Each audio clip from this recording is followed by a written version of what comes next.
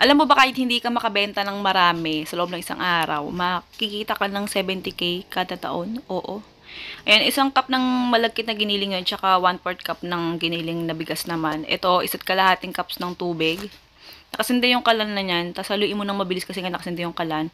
Haluin mo lang hanggang sa lumapot ng sobra yung mixture niya, yung tipong hirap na siya haluin katulad niyan. Kapag ganyan na yung itsura niya, mag-ilagay mo na yung 3/4 cup ng condensed milk. Oo, yan, ganyan. Inuunti-unti ko kasi tanansya-tansya ko na lang. Basta tingin ko 3/4 cups na yan. O, ganoon naman talaga tayo sa tansya-tansya.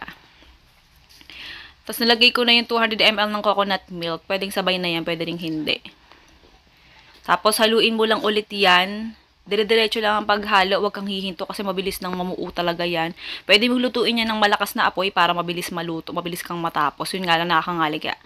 Pero kasi ang maganda ron, kapag malakas ang apoy, mabilis siyang magganyan yung texture niya. Kailangan hihinto ka lang kapag ka-smooth na yung texture niya na malapot, ganun. Kapag ganyan na yung texture, ihanda mo na itong 3 ounce na foil cupcake liners. Ayan, 8 peraso lang kailangan natin. Tapos hatiin mo na lang itong inutak mixture sa 8 cupcake liners.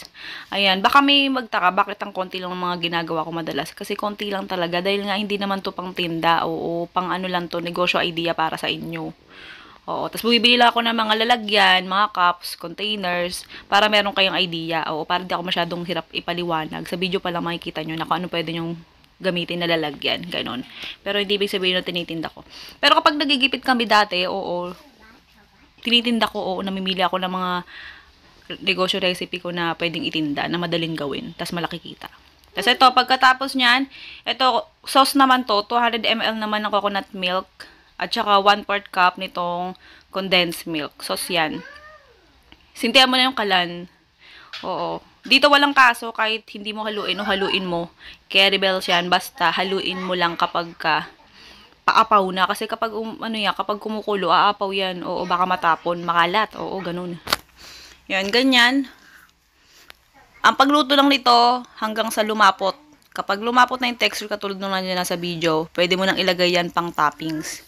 Oo, etong sauce na ginawa natin, madami to sobre. Pero kasi dahil nga ayokong magsayang, oo, hinati ko siya sa 8 talaga. Pero kung tutusin, konti lang talaga dapat yung toppings niya sa ibabaw. Oo, hindi pwedeng makapal kasi nga matamis na sobra. Oo. Yan, kapag brown na yung itsura niya, tanggalin mo na siya sa oven. Etong takip, dome lid ang tawag dyan. Oo, kapag ka-order kayo niyan, magkaiba yung ano eh, sa pinag-orderan ko eh. Pero yung isang link lang yun, pero magkaiba yung, pag umorder kayo ng cups na to, wala pang takip. Kaya tignan nyo maigi yung i-order nyo. May ano naman yun, may category naman sila. Check nyo yung dome lid para ma-order nyo rin. Baka malimutan nyo. Ito, pangalan na recipe natin, special inuta. Kaya na yung recipe at saka costing. Sige na, goodbye, good luck. Love you.